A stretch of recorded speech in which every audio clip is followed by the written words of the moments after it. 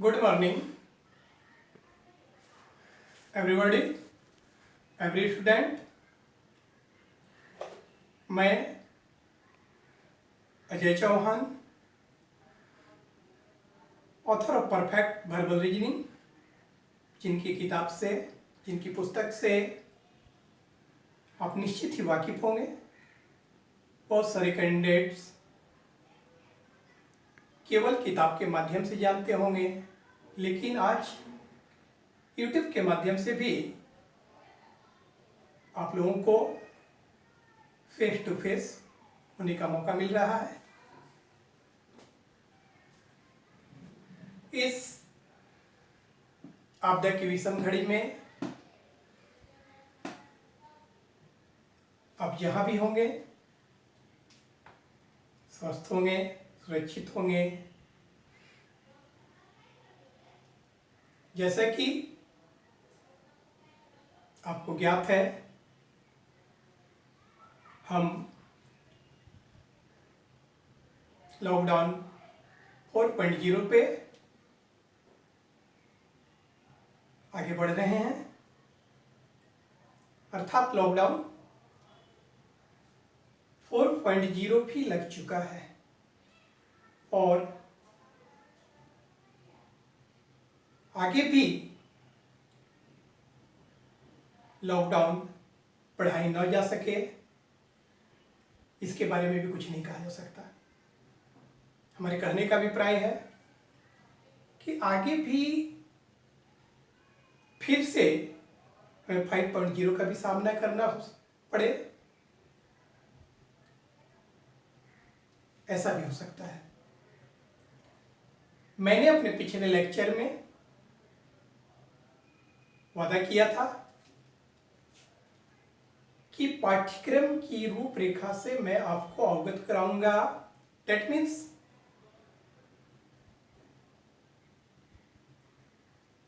Syllabus at a glance से आपको अवगत कराऊंगा।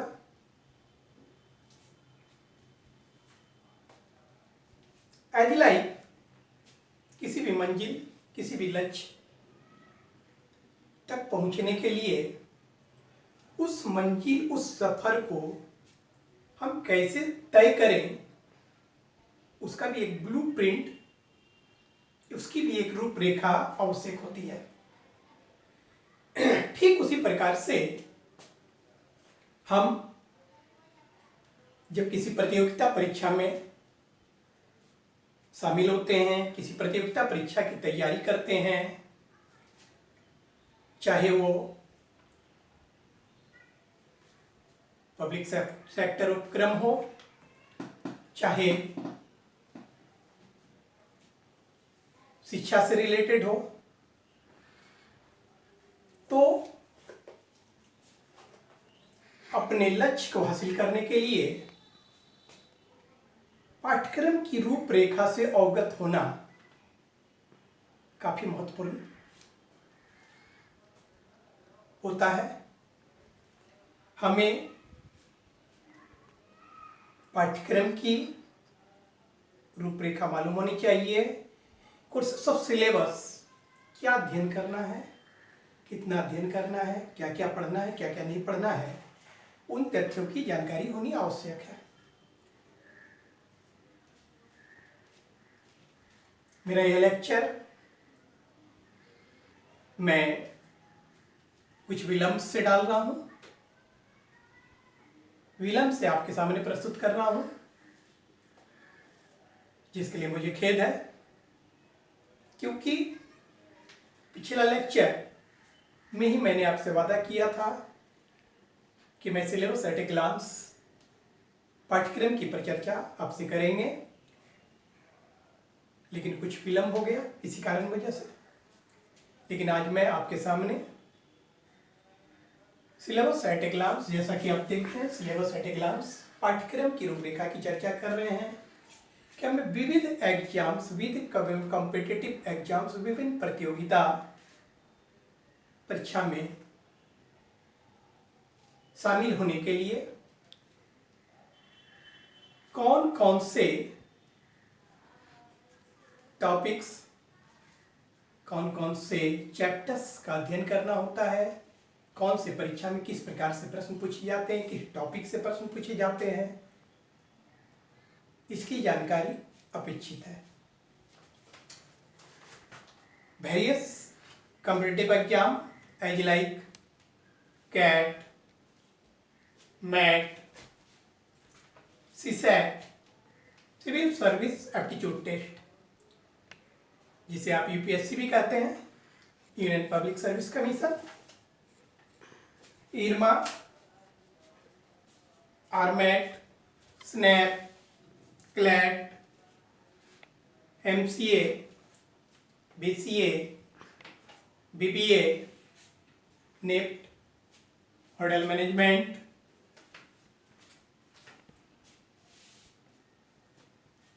बीएचयू, जेएनयू एंट्रेंस, बीएचयू और जेएनयू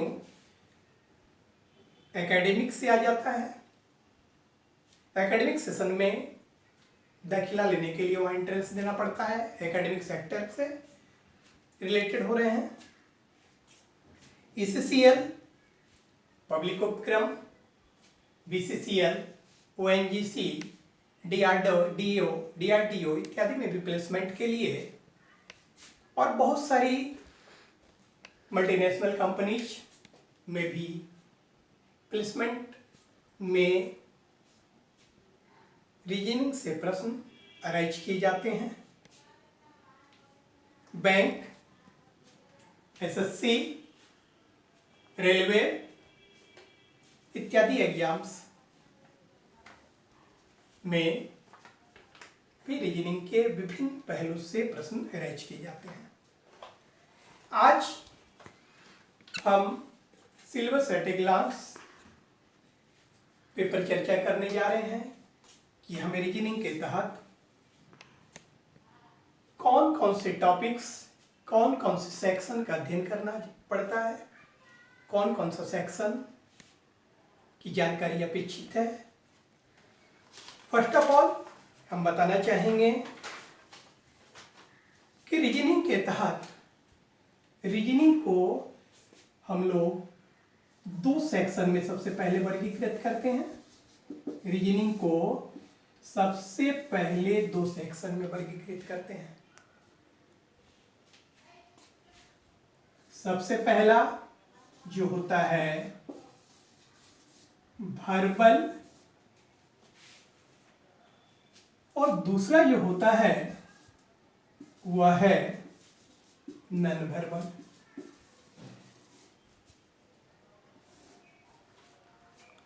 जैसा कि हमने पहले भी इसकी परिचर्चा की थी हिस्ट्री ऑफ रीजनिंग के तहत ही,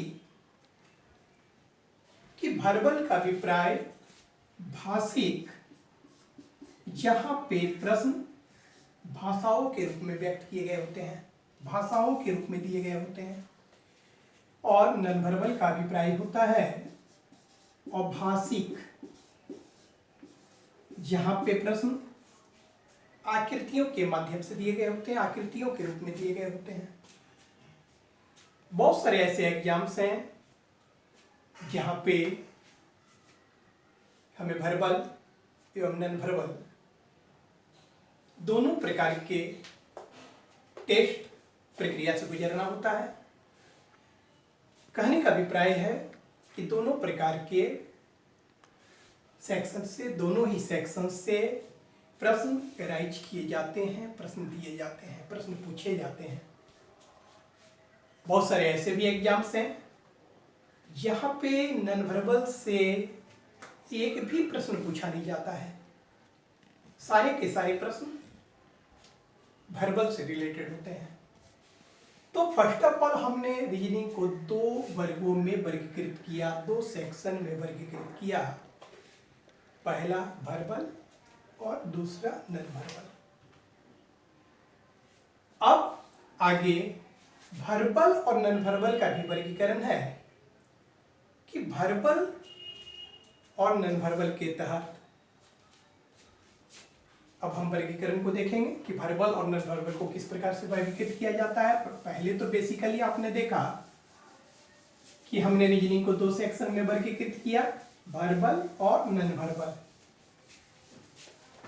और आगे वर्बल और नॉन वर्बल के भी सब सेक्शन हैं, मतलब उपवर्ग। पहले तो वर्ग में हमने आया वर्बल और नॉन वर्बल, और अब हम वर्बल और नॉन वर्बल के सब सेक्शन को देखेंगे। जहां तक वर्बल रीजनिंग की बात है, वर्बल रीजनिंग की जब बात है, जहां तक वर्बल रीजनिंग की बात है, तो it will be classified into 2 type of test, 2 types of reasoning. Verbal reasoning को भी 2 वर्गों में वर्गीकृत किया गया है। पहला सेक्शन जो है वो है जनरल वर्बल, सामान्य वर्बल। और वर्बल रीजनिंग का जो दूसरा सब सेक्शन है वो है एनालिटिकल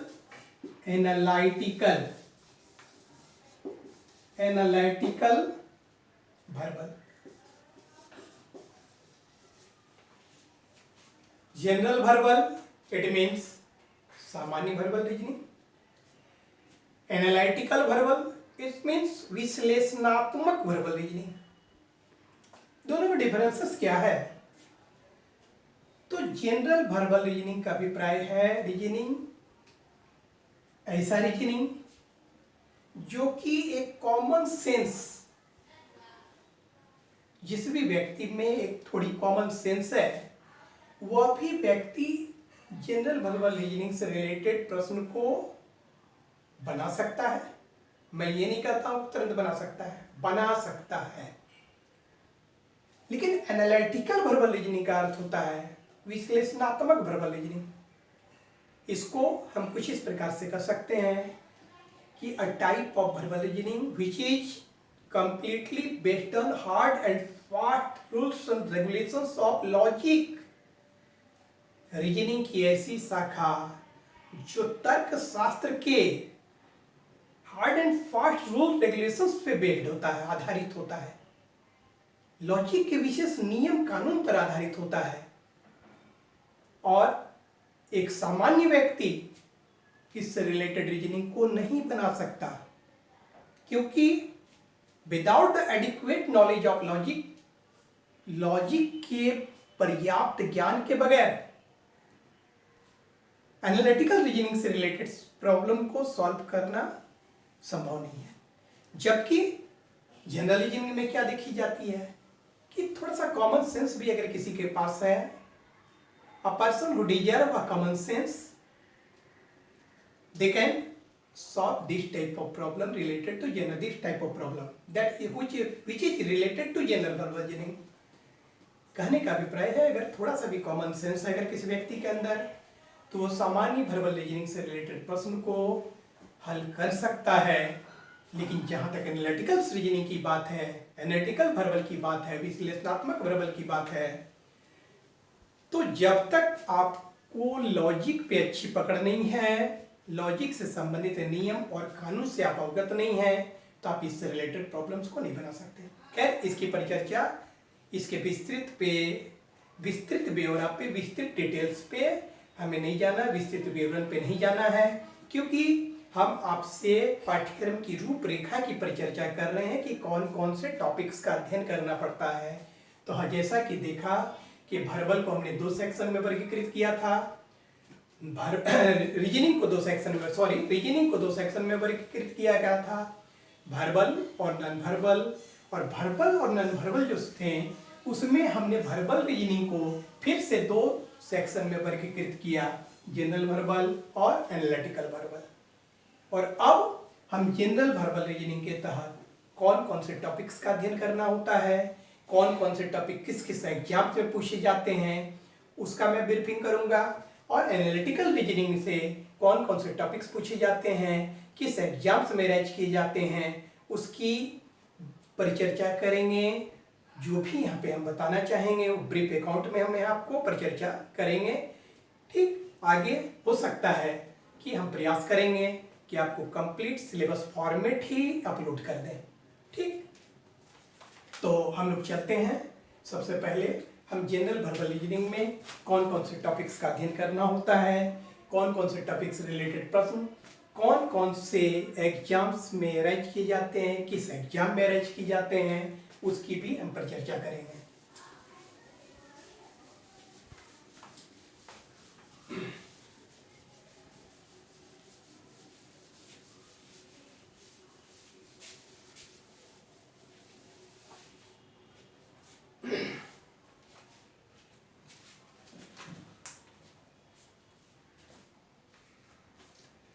जनरल वर्बल, सबसे पहले हम चले आ रहे हैं जनरल वर्बल पे।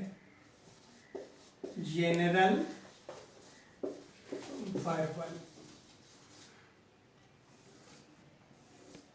सामान्य वर्बल रीजनिंग में कौन कौन से टॉपिक्स का, किस किस टॉपिक का हम लोगों को अध्ययन करना होता है, उसकी परिचर्चा हम करने जा रहे हैं, उससे आपको अवगत कराने जा रहे हैं। तो सबसे पहला टॉपिक जो है, सबसे पहला जो टॉपिक है वह टॉपिक है कोडिंग डिकोडिंग। कोडिंग डिकोडिंग सबसे पहला टॉपिक है, कोडिंग डिकोडिंग। और कोडिंग डिकोडिंग से जो संबंधित प्रश्न होते हैं वह बैंक पीओ,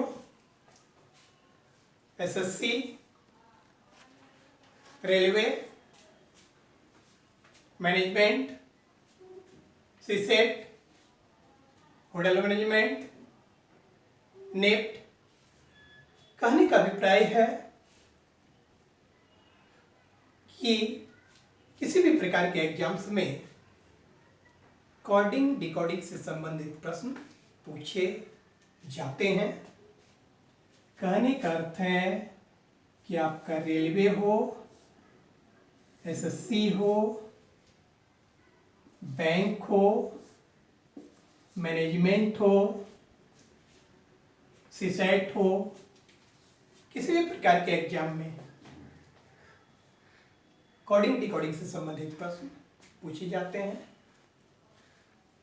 फर्क इतना ही होता है कि कुछ एग्जाम्स में जो पूछे गए प्रश्न का स्तर जो होता है वो थोड़ा सामान्य होता है, कुछ का स्तर ऊंचा होता है। आफ्टर ऑल हम तो यह बताना चाहेंगे कि स्तर का अभिप्राय होता है कि यहाँ पे मेरे कहने का अभिप्राय है कि कुछ प्रश्न हल्के होते हैं, कुछ कठिन होते हैं, लेकिन मैं यहाँ पे यह बताना चाहूँगा कि कोई भी चीज़ ना तो आसान होता है और ना ही कोई चीज़ कठिन होता है। जिसके बारे में आपको अच्छी जानकारी है, जिस पर आपको अच्छी पकड़ है, वो आपके लिए आसान हो जाता है। और जिसकी जानकारी, जिस पर पकड़ आपकी अच्छी नहीं हो, वो आपके लिए कठिन होता है। इसलिए आप इजी क्या है, टिपिकल क्या है, कॉम्प्लिकेटेड क्या है, उसकी विवेचना नहीं कर सकते। ये आप पे डिपेंड करता है, आपके ज्ञान पे डिपेंड करता है। तो मैं यहाँ पे पूरे डिटेल्स नहीं लिख पा रहा हूँ, शॉर्ट में लिख दे रहा हूँ। R for railway, S for SSC, B for bank, M for management, after hotel management है, निफ्ट है, सीसेट है। हमने बताया कि प्रत्येक टाइप्स के प्रतियोगिता परीक्षा में कोडिंग डिकोडिंग से रिलेटेड प्रश्न पूछे जाते हैं। प्रश्नों की संख्या कम बेसी होती है, लेकिन प्रत्येक एग्जाम्स में कोडिंग डिकोडिंग से संबंधित प्रश्न होते हैं। कहीं एक होता है, कहीं दो होता है, कहीं पाँच भी हो सकता है। कोडिंग डिकोडिंग से ऐसे भी टाइप्स हैं जहाँ पे 5 प्रॉब्लम भी पूछे जाते हैं, 10 प्रॉब्लम पूछा भी देखा गया है, ऐसा भी होता है। नेक्स्ट टॉपिक पे हम लोग चल रहे हैं और वह है कंडीशनल कोडिंग डिकोडिंग, जो हमारा दूसरा टॉपिक है जनरल वर्बल रीजनिंग के तहत। कंडीशनल क्या है? Conditional coding decoding.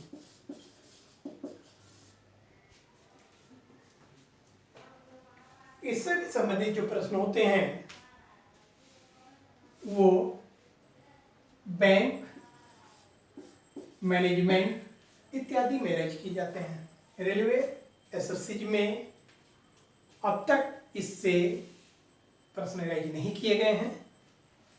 In future नहीं किए जाएं या किए जाएं ऐसा कहा नहीं जा सकता।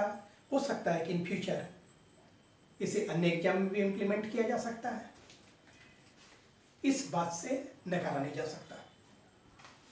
जहां तक देखा गया कि कंडीशनल कोडिंग डिकोडिंग से जब भी प्रश्न राइज किए गए थे तो प्रश्नों की संख्या 10 राइज की जाती थी, 10 राइज की गई। नेक्स्ट हमारा टॉपिक है जनरल वर्बली क्लियर। तीसरा जो टॉपिक है वो है analogical coding decoding. Analogical coding decoding.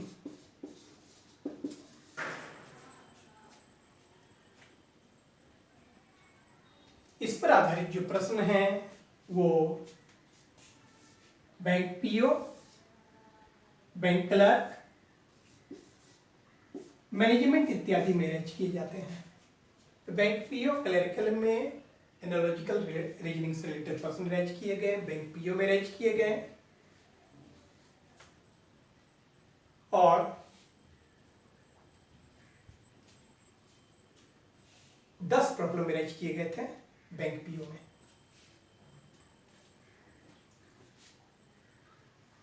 चौथा टॉपिक है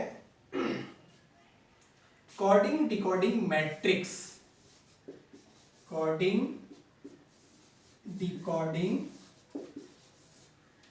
मैट्रिक्स। मैट्रिक्स पे आधारित प्रश्न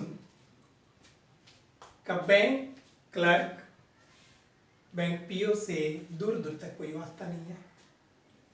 मैट्रिक्स पे आधारित प्रश्न रेलवे, एसएससी, मैनेजमेंट इत्यादि में भी देखे गए हैं। बैंकिंग में कोडिंग डिकोडिंग मैट्रिक्स से रिलेटेड प्रश्न राइज नहीं किए जाते हैं। रेलवे में, एसएससी में, होटल मैनेजमेंट में इत्यादि एग्जाम्स में इससे रिलेटेड प्रश्न राइज किए जाते हैं। पहले तो 5 प्रॉब्लम राइज किए जाते थे, लेकिन एट प्रेजेंट जैसा दिखा जाता है कि मैट्रिक्स पर केवल 2 प्रश्न राइज किए जाते हैं। हम मिटा देते हैं। आप लोग को जैसा कि मैं बताया भी कि मैं प्रयास करूंगा कि पूरा सिलेबस ही अपलोड कर दो, उसके प्रिंटेड फाइल अपलोड कर दो। बट जो भी नोट करना चाहेंगे वो नोट करते चले जाइएगा। हम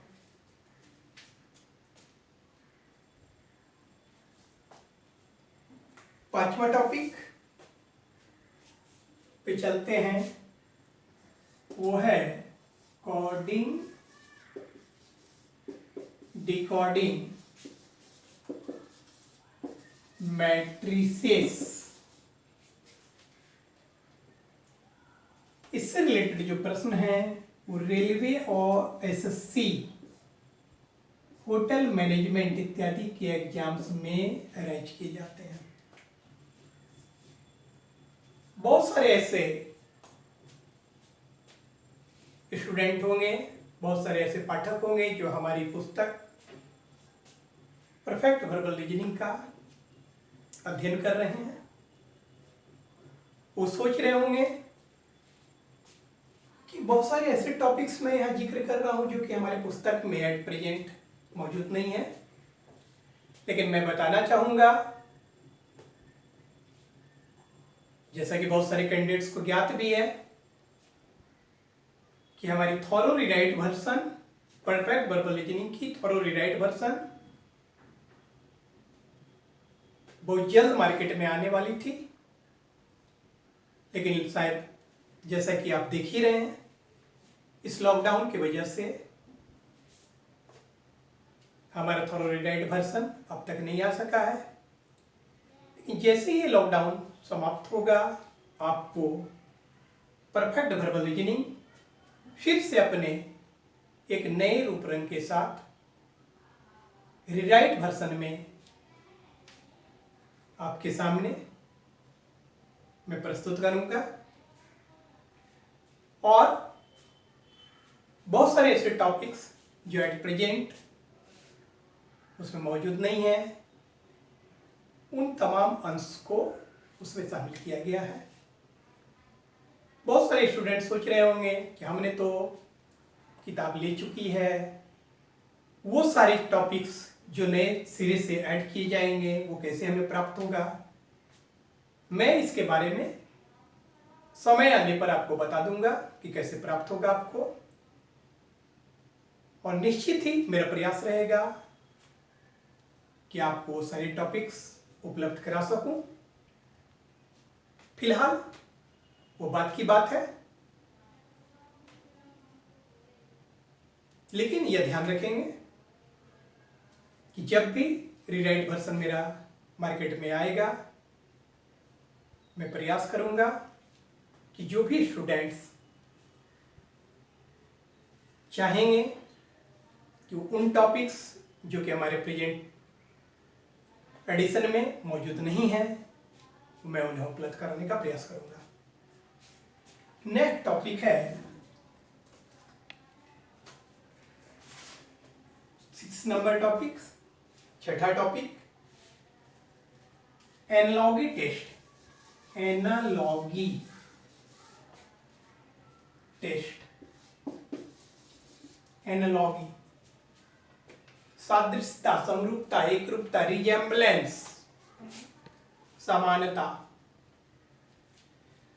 किसी भी प्रकार के एग्जाम्स में इससे 1 या 2 प्रश्न राइज किए जाते हैं। बेसिकली रेलवे हो, एसएससी हो, पीओ हो, मैनेजमेंट हो, सीसेट हो, क्लैट हो, नेट हो, निफ्ट हो, जो भी कहें, 1 या 2 प्रश्न एनालॉगी से रिलेटेड पूछे जाते हैं। टॉपिक 7 हमारा है क्लासिफिकेशन, वर्गीकरण। क्लासिफिकेशन, इट मीन्स वर्गीकरण, odd man out, spot out का स्ट्रेंजर, जिसे कि आप कहते हैं विजातीय छांटना, वर्गीकरण करना, दिए गए समूह से विजातियों को अलग करना। मैंने एक जाति वाले जो है उसको एक साथ रखें और जो उस जाति से मेल नहीं खाता हो उसे अलग कर दें। इससे भी संबंधित प्रश्न किसी भी प्रकार के एग्जाम से पूछे जाते हैं। रेलवे हो, एसएससी हो, पीओ हो, मैनेजमेंट हो, यूपीएससी हो, सीसेट हो, क्लैट हो, निफ्ट हो, किसी भी प्रकार के एग्जाम्स में इससे रिलेटेड पेपर पूछे जाते हैं। रेलवे हो, एसएससी हो, पीओ हो, मैनेजमेंट हो, हर एक प्रकार के एग्जाम्स में इससे रिलेटेड प्रश्न पूछे जाते हैं। हमारा टॉपिक 8 है problem based on English alphabet. Problem based on English alphabet and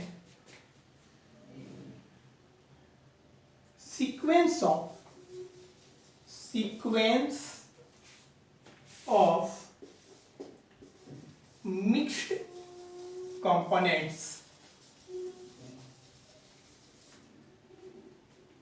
पहले केवल अल्फाबेट से अरेंज किए जाते थे, लेकिन एट प्रेजेंट मिक्स्ड सीक्वेंस दिए गए होते हैं, जिसमें कि लेटर, सिंबल, कलर, हर कुछ मिलाया गया होता है। बेसिकली सारे जो फैक्टर्स हैं, बेसिकली जो सारे रूल्स रेगुलेशंस हैं, जैसा कि हम अल्फाबेट्स के प्रॉब्लम्स को बनाते हैं, वैसे ही हम सिंबॉलिक सीक्वेंस पर भी आधारित प्रश्न को बना सकते हैं। फर्क इतना ही होता है कि अल्फाबेट्स के प्लेस वैल्यू हमें ज्ञात होते हैं, जबकि सिंबॉलिक सीक्वेंस समय समय पर परिवर्तित होते रहता है और उनके मान हमें ज्ञात नहीं होते हैं। फर्क इतना ही, बाकी बात सारे रूल्स एंड रेगुलेशंस जिस प्रकार से हम अल्फाबेट से रिलेटेड प्रॉब्लम्स को सॉल्व करते हैं, ठीक वैसे ही हम सिंबॉलिक सीक्वेंस से रिलेटेड प्रश्नों को भी इजीली सॉल्व कर सकते हैं। जैसा कि हम जब उन टॉपिक्स पे जाएंगे, उन टॉपिक्स की परिचर्चा आपसे करेंगे, उस टॉपिक्स पे अपना लेक्चर जब देंगे, उस टॉपिक्स पे जब हम अपना वीडियो अपलोड करेंगे, तो निश्चित ही आप उन बातों से अवगत होंगे। ऐसा यह टॉपिक्स है जिसमें बहुत ज्यादा विविधता है, बहुत ज्यादा वेरिएशन है, types of problem alphabets topics में बहुत ज्यादा है, बहुत सारी विविधताओं के रंग को अपने आप में समेटे हुए ये टॉपिक है। जैसा कि कोडिंग डिकोडिंग भी जो थे, पहला टॉपिक हमने बताया था जो कोडिंग डिकोडिंग, वो भी अपने आप में मेरे प्रेजेंट एडिशन में तो आप 12-13 टाइप से ही अवगत हैं, लेकिन जो मेरा रिराइट वर्जन आने वाला है, मेरा नया एडिशन जो आने वाला है, उसमें आप कोडिंग डिकोडिंग के 25 टाइप से रूबरू होंगे, ठीक ना।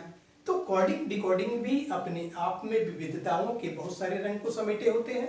ठीक उसी प्रकार से अल्फाबेट में भी बहुत ज्यादा वेरिएशंस होता है। पैटर्न्स ऑफ जो टाइप्स हैं, टाइप्स डिफरेंट टाइप से प्रॉब्लम अरेंज की जाते हैं, वेरियस टाइप्स ऑफ प्रॉब्लम इसमें अरेंज किया जाता है। और इससे संबंधित प्रश्न भी railway, SSC, PO management, hotel management, CAT, IRMA, RMAT, CLAT, NET, बीएचईजी, जेएनयू एंट्रेंस, डिफरेंट पब्लिक उपक्रम में प्लेसमेंट के लिए आयोजित होने वाली परीक्षाओं में इससे भी प्रश्न अरेंज किए जाते हैं। टॉपिक 9 पे अब हम चलते हैं। ये सब मिटा देते हैं। हमारा जो 9th टॉपिक है,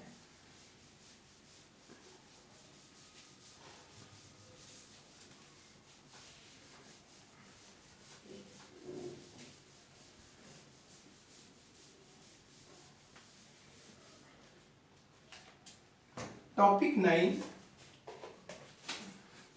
chapters 9, it mean chapter 9 direction sense, direction sense.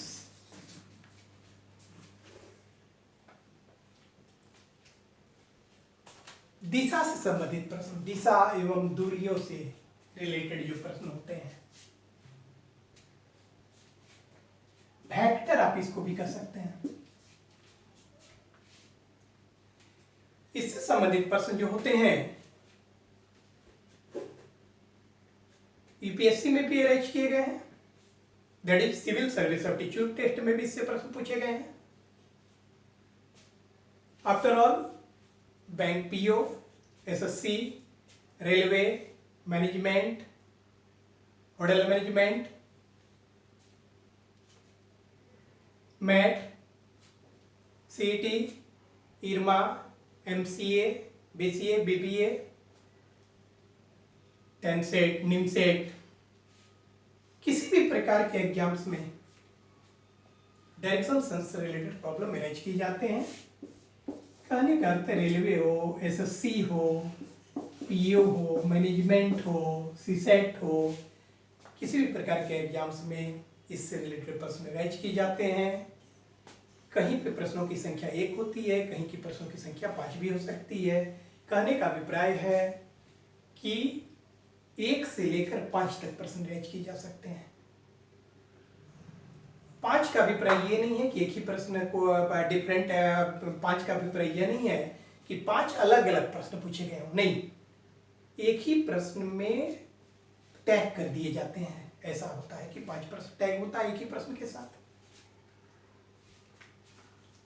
Next topic है हमारा ब्लड रिलेशन। ब्लड रिलेशन, रक्त संबंध।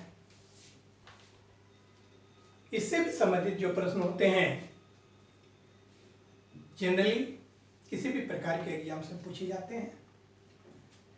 ब्लड रिलेशन के तहत 2 टाइप से प्रॉब्लम रेज किए जाते हैं, जिसकी परिचर्चा हम आगे करेंगे, विस्तृत परिचर्चा आगे करेंगे। ब्लड रिलेशन में 2 प्रकार से प्रश्न रेज किए जाते हैं, स्टेटमेंटल ब्लड रिलेशन और इक्वेशनल ब्लड रिलेशन, जिसके विस्तृत परिचर्चा हम आगे करेंगे। इससे भी संबंधित प्रश्न किसी भी प्रकार के एग्जाम में रेज किए जाते हैं, रेलवे हो, एसएससी हो, पीओ हो, मैनेजमेंट हो, सीसेट हो, क्लैट हो, वेरियस टाइप्स ऑफ एग्जाम में इससे रिलेटेड प्रॉब्लम्स अरेंज किए जाते हैं।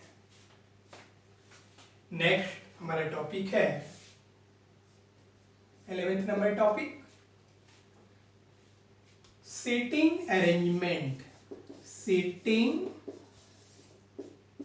अरेंजमेंट मीन्स बैठकी व्यवस्थीकरण। Different types of field, different types of area में दिए गए निर्देशानुसार व्यक्ति विशेष को हमें बैठाना पड़ता है, एक सही क्रम में बैठाना पड़ता है दी गई जानकारियों के आधार पर। इससे related problem railway, SSC, PO, management प्रत्येक टाइप्स ऑफ एग्जाम में रेज की जाते हैं। प्रश्नों की संख्या 1 से लेकर 5, 5 से लेकर 10 तक भी हो सकती है। जहां तक बैंक पीओ, बैंक क्लरिकल का संबंध है तो ऐसा देखा गया है कि 5 से 10 प्रॉब्लम रेज किए जाते हैं। जबकि रेलवे एसएससी की बात की जाए तो रेलवे में भी 5 देखा गया, एसएससी की बात की जाए तो वहाँ 1-2 प्रश्न रेज किए जाते हैं। कहने का अर्थ है कि railway, SSC, PO, management, overall after all CSAT, civil service aptitude test में भी जो है सिटिंग अरेंजमेंट से रिलेटेड प्रॉब्लम अराइज किए गए हैं। हमारा जो नेक्स्ट टॉपिक है वो है 12th number topic, ranking test. Ranking test it means क्रम परीक्षण। किसी भी प्रकार के एग्जाम्स में, मोर ओवर एग्जाम्स में इससे प्रॉब्लम राइज किए जाते हैं। रेलवे हो, एसएससी हो, पीओ हो, मैनेजमेंट हो, सीसेट हो, और प्रश्नों की संख्या 1 से 5 तक हो सकती है। टॉपिक नंबर 13 है find out the schedule date of leak time. Find out the scheduled day, date, oblique time। निर्धारित दिन, तिथि और समय को ज्ञात करना। Find out the schedule, day, date and time।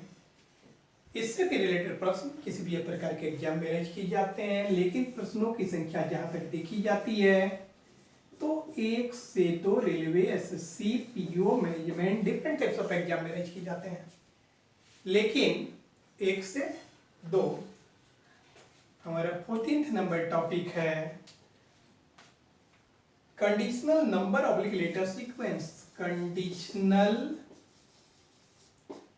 Number oblique letter sequence. इससे रिलेटेड प्रश्न generally railway, SSC, PO, management इत्यादि में अरेंज किए जाते हैं। रेलवे, एसएससी, पीओ, मैनेजमेंट इत्यादि में अरेंज की जाते हैं। प्रश्नों की संख्या 1 से 2 होती है। ठीक, कितना मिनट हो गया?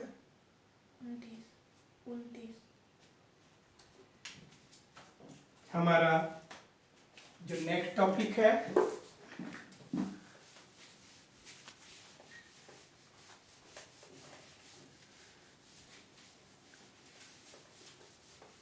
हो गया।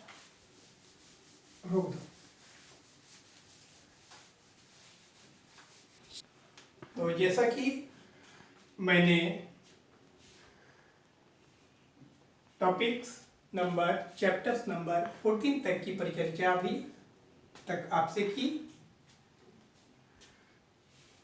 फिलहाल सिलेबस एट ए ग्लांस की परिचर्चा को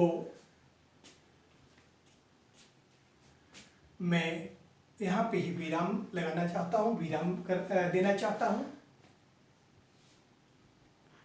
आगे की परिचर्चा सिलेबस एट ए ग्लांस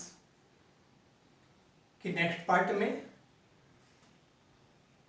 मैं आपको अवगत कराना चाहूँगा। फिलहाल इतना ही। आप जहाँ भी हो स्वस्थ रहें, सुरक्षित रहें, परिवार खुश रहें। मेरा विश्वास है कि आपको हमारा ये लेक्चर अच्छा लग रहा होगा, बहुतों को बुरा भी लग रहा होगा। आपको जैसा भी महसूस हो, जैसा भी लगे, हमारी दी गई जानकारी जैसी भी लगे, उसके बारे में अपने बहुमूल्य कमेंट्स के माध्यम से हमें अवगत कराना चाहेंगे, अवगत कराने का प्रयास करेंगे। एवं यदि हमारा लेक्चर आपको अच्छा लगता हो तो आप हमारे चैनल को